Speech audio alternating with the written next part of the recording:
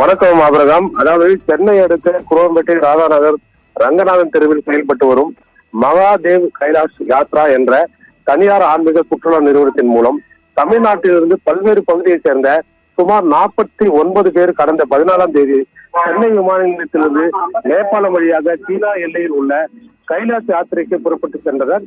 அதாவது குரோம்பேட்டை, பெரம்பூர், ஆழ்வார்பேட்டை, எஸ்பி கோயில், காஞ்சிபுரம், திருவண்ணாமலை, மதுரை, விருதுநகர், தேனி, நாமக்கல், ஈரோடு, கரூர், திருச்சி, சேலம், கோயம்புத்தூர் உள்ளிட்ட பகுதிகளை சேர்ந்தவர்கள் இந்த குழுவில் சென்றுள்ளனர். ஆபிரகாம், அதாவது யாத்திரையை முடித்துவிட்டு நேபாளம் சீன எல்லை பகுதியில் உள்ள குடியேற்ற அலுவலகத்தில் இமிகிரேஷன் நடைமுறைகளை மேற்கொண்டிருந்த போது திடீரென காட்டாற்று வெள்ளம் ஏற்பட்டதாக கூறப்படுகிறது.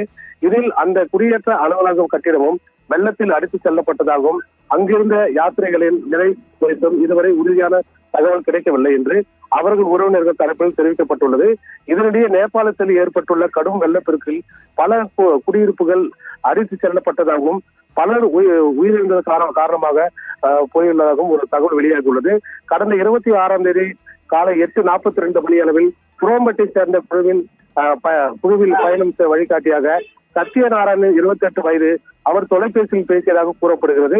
அதன் பின்பு சுமார் 9 மணி அளவில் வெள்ளப்பெருக்கு ஏற்பட்டதாக தகவல் தெரிவிக்கப்படுகிறது. அதன் பிறகு சத்யநாராயணன் உள்பட 49 பேரையும் தொடர்பு கொள்ள முடியவில்லை.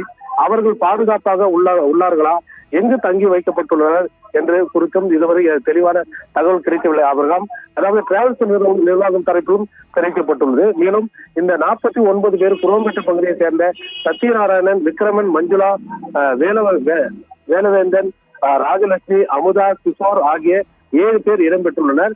49 பேர் டிராவல்ஸ் நிறுவனத்தின் உரிமையாளர் மகனான சத்யநாராயணன் தலைமையில் அழைத்து சென்றதாக கூறப்படுகிறது. அவரையும் தற்போது தொடர்பு கொள்ள முடியாத நிலையில் உறவினர்கள் அதிர்ச்சி அடைந்துள்ளனர்.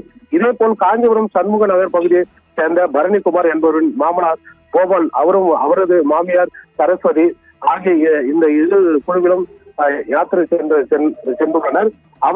அவர்களது நண்பர்களான லதா, பானுமதி, அருட்செல்வன், கோவிந்தராஜன் உள்ளிட்டோர் பயணம் செய்துள்ளனர். சுமார் 14 நாட்களுக்கு மேலாக நேபாளத்தில் பயணம் மேற்கொண்டிருந்த இந்த யாத்திரையை முடித்துவிட்டு இன்று சென்னை திரும்புவதாக இருந்தது டிராவல்ஸ் ஏஜென்சி நிறுவனம் தரப்பில் தெரிவிக்கப்பட்டுள்ளது. ஆனால் அதற்கு முன்பாக அவர்களை தொடர்பு கொள்ள முடியாத நிலை தற்போது ஏற்பட்டுள்ளது. இதனால் 49 யாத்திரைகளின் குடும்பத்தினரும் உறவினர்களும் செய்வதறியாமல் தவித்து வருகிறார்கள். இந்த நிலையில் நேபாளத்தில் சிக்கியுள்ள காஞ்சிபுரத்தை சேர்ந்த கோபால் மற்றும் அவரது மனைவி சரஸ்வதியின் மகள் பொற்செல்வி குரோம்பேட்டையில் உள்ள தனியார் ஏஜென்சி நிறுவனத்துக்கு நேரடியாக வந்து கண்ணீர் மல்க அழுது தனது பெற்றோரின் நிலை குறித்து கேட்டறிந்துள்ளார்.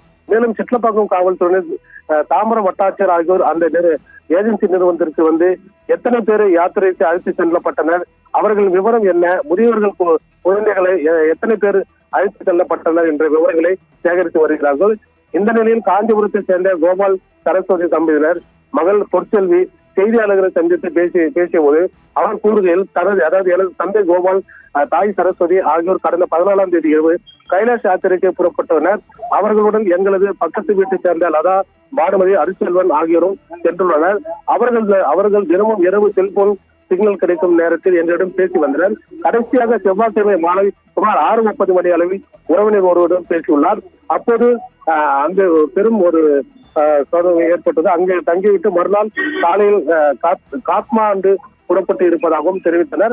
அதன் பின்னர் அவர்களிடம் இருந்து எந்த தகவலும் கிடைக்கவில்லை என்று நேற்று காலை முதலே செல்போன் சிக்னலும் கிடைக்கவில்லை ஒரு வேதல் இருக்கிறார்கள். ஆபிரகாம், இதனைத் தொடர்ந்து குடும்பத்தில் உள்ள பெரியவர்கள் இதுவரை எந்த விவரங்களையும் முழுமையாக தெரிவிக்கவில்லை.